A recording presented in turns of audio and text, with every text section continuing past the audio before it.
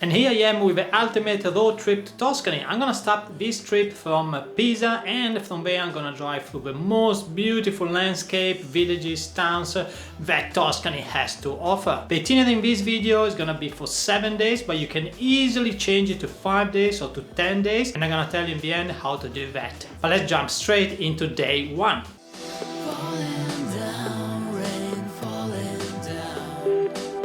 So we are in day 1 when you arrive with your flight to the Pisa airport. Actually, you may not know that the Pisa airport is the busiest in Tuscany, with twice the flights that you have in Florence. What this means is that flying to Pisa is typically cheaper with more low-cost airlines. Once you arrive at the airport, you can take the light rail train directly from the airport, and in 5 minutes you are in the historical center. As easy as that. You don't need to rent a car to visit Pisa. I will leave it for day 2. You leave your bag in your accommodation and you go straight to visit one of the most iconic destinations in the world, which is the Leaning Tower. Next to the Leaning Tower, there is also the cathedral that you definitely have to visit. Now, an interesting fact about the tower is that it was leaning even during the construction. In fact, already when they built the first floors, they realized it was leaning on one side. But what they did was not to actually take it down and rebuild it, but was to adjust the floor of the first level, which makes the tower even more weird. The tower is leaning because of the place and the soil where it was built, and unfortunately the leaning increased through the years. I still remember as a kid I was in Italy and there were so many plans on how to adjust the leaning tower, to save the tower but to leave it as it is, because you don't want to go to Pisa to see a leaning tower which is not leaning anymore, do you? Now, don't limit yourself to visit uniquely this iconic place, because the historical center of Pisa is one of the most underrated centers, I think, of Tuscany. So walk back to the Arno River, past the Arno River, you will find the beautiful historical center where you can get lost for maybe a couple of hours. If you're not sure about where to stay in Pisa, I'm gonna put in the video description a guide that I wrote on the best areas to stay in the city, including the historical center, of course, with a few suggested accommodations.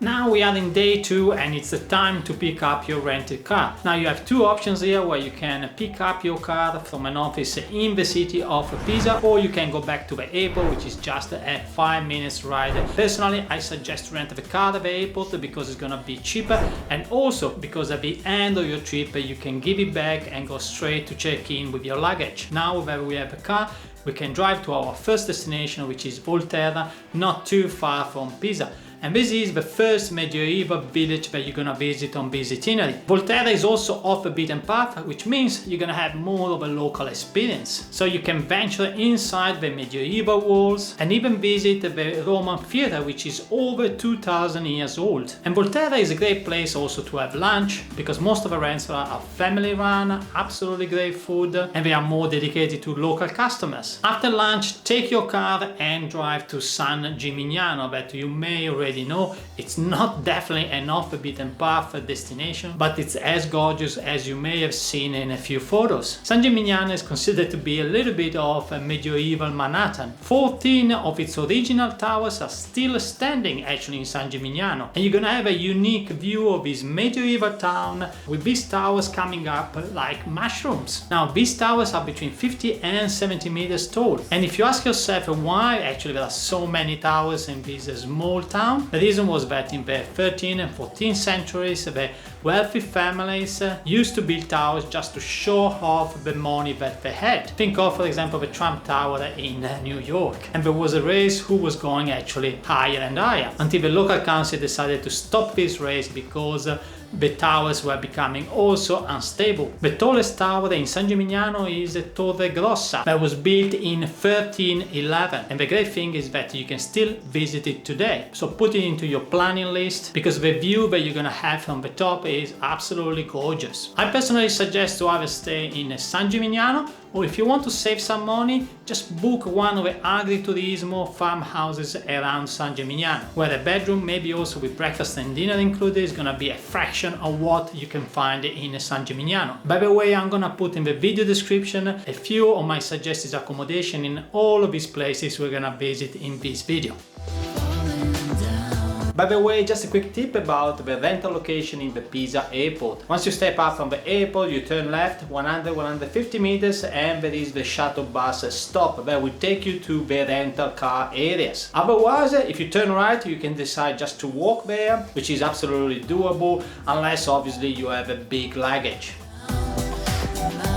Day 3 is dedicated to the trip between San Gimignano and Siena, and we're gonna do this trip through the Chianti areas between Florence and Siena. And the trip is gonna be the highlight, you know, the landscape you're gonna drive through will be absolutely amazing. To make the most, try to get the secondary road SR429. I'm gonna leave a map actually in the video description, so you're gonna see the full itinerary that you can follow with your car. Of course, I highly suggest stopping by any winery that you find on your way, any viewpoint that you may encounter for beautiful photos over there, and you can have lunch either in an agriturismo or go to Castellina in Chianti, which is a town exactly in the middle between Florence and Siena. It's a beautiful medieval town with a lovely small square, restaurants with tables outside, and that's where you can have an easy, relaxed lunch. And remember to take an espresso, a coffee at the end, and not a cappuccino, something that the Italians never do. You're gonna spend the full day along this trip. It doesn't look like you're gonna drive a lot in kilometers, but the roads are never straight. And that's why this area is so fascinating. You will arrive probably in Siena in the late afternoon, and be aware that you can't drive inside the old town, the historical part of it. This is the ZTL area, zona traffico limitato, and only the people living there or having a business there can actually drive a car inside. In saying that, there are a few parking areas, one of which is actually under the main square, so super practical but also quite expensive. Another possibility is to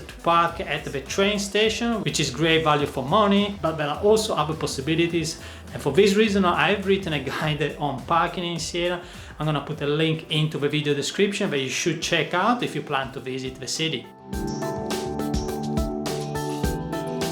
On day 4, I suggest forgetting about the car and just spending the day wandering around Siena. The first place you should go is in the main square, Piazza del Campo. This square is a sort of shell shape, and this is the place where they do the Palio, one of the most famous horse races in the world. In fact, it's the oldest continuous race in the world. There are 2 horse races, one is on the 2nd of July and the other one on 16th of August. Being the one on the 16th of August so popular that every Italian is in front of a TV watching it. The race typically is only 90 seconds long, but the whole environment around it is absolutely amazing. You may have seen actually in one of the 007. If you are there on one of those days, you're gonna have one of the most unique experiences in the world. But in that case, you should also book your accommodation very well in advance. And when there is no Palio, of course, the square is scattered with a bar, cafes and restaurant where you can eat. There is the beautiful Gothic Palazzo Pubblico on one side, so a great area really to wander around. Besides Piazza del Campo, I highly suggest also to visit the cathedral, which is another unique place with its beautiful black and white marble facade. And I forgot to mention an interesting fact about the Palio is that they race without saddle, and the winner of the race is gonna be the horse. Doesn't matter if a jockey is still on it.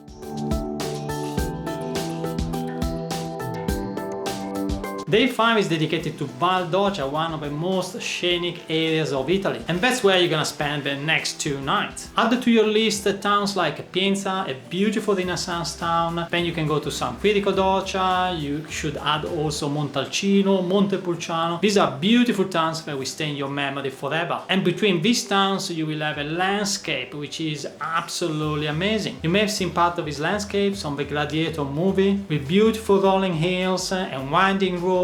Incredible. And this is also one of my favorite areas for wine in Italy, I must say. The Brunello di Montalcino is world famous, but also the Nobile di Montepulciano, the Rosso di Montepulciano, Rosso di Montalcino are absolutely fantastic, great value for money. But if you go to any trattoria or restaurant in the area, honestly, even the house wine is absolutely beautiful and great value for money. I personally suggest to stay in agriturismo in this area because the landscape around these farmhouses are so typical of Tuscany.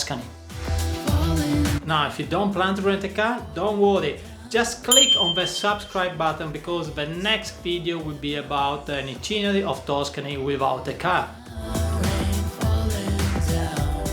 On day 6 you have two options. From your agriturismo in Val d'Orcia you can make your way to Cortona. This is one of the oldest towns that you can find in Italy with over 3,000 years of history, and it became so famous around 20 years ago with the movie Under the Tosca Sun that you may have already watched it on TV. If you haven't, I highly suggest watching it before visiting Tuscany. This is a beautiful town. I had the possibility to visit only a few months ago and I enjoyed so much. It was a September, so it was not very busy, but it can get quite busy in July and August. The other possibility is to explore more of the Val d'Orcia, and I'm thinking here about 2-3 possibilities. The first one is the Fortezza di Radicofani, which is a beautiful medieval fortress, and from there you can decide to visit a couple of thermal spas, both free of charge. The first one being Bagni di San Filippo and the second area called the San Casciano dei Bagni. If you prefer to have more of a luxurious treatment, go to Bagno Vignoni, where there is this beautiful square with a thermal pool that you can't access, but you can go to the Post Hotel where you can have all of the spa treatments. On day 7 you're gonna drive back to Pisa, but on the way you should stop in Monteriggione. This is a small village inside the round medieval walls, in a pretty unique layout even in Tuscany. There is a small square as you enter the place, and you have also the possibility to walk around the walls where you can have a fantastic view of a landscape around. Now if you're thinking here, how can I actually combat this 7-day trip in just 5 days? Well, my suggestion here is to skip the trip along the Chianti area, so go directly from San Gimignano to Siena, and skip also the second day in Val d'Orcia. It's a huge pity in my opinion, but if you have only 5 days, unfortunately this is the best way to experience Tuscany in such a compact time. On the other side, if you have 10 days, I probably would add either Arezzo, just to keep it in a loop, and possibly also Florence. Or the other possibility is to drive down in the southern part of Tuscany to discover 3 hidden gems, Pitigliano being the most beautiful one, called the Jerusalem of Tuscany. Is absolutely stunning. From there it's also an easy drive to the beautiful Salturnia, which is another thermal spa area, free of charge to enter. If you want instead to add also Florence to this itinerary, you will need to budget at least another couple of days. And in this case, I personally suggest to give back the car at the airport and from Pisa take the 1-hour train to Florence, because you won't need the car in Florence anyway, so you can save some money there. In my opinion, the best part of this itinerary obviously is the landscape you're gonna experience in Tuscany. It is true that cities like Pisa, Florence and Siena are absolutely stunning, but visiting Tuscany without seeing actually the landscape of Tuscany is gonna be such a big pity. And with this, I'm gonna close this video and see you next week again with another video from Tuscany. Ciao!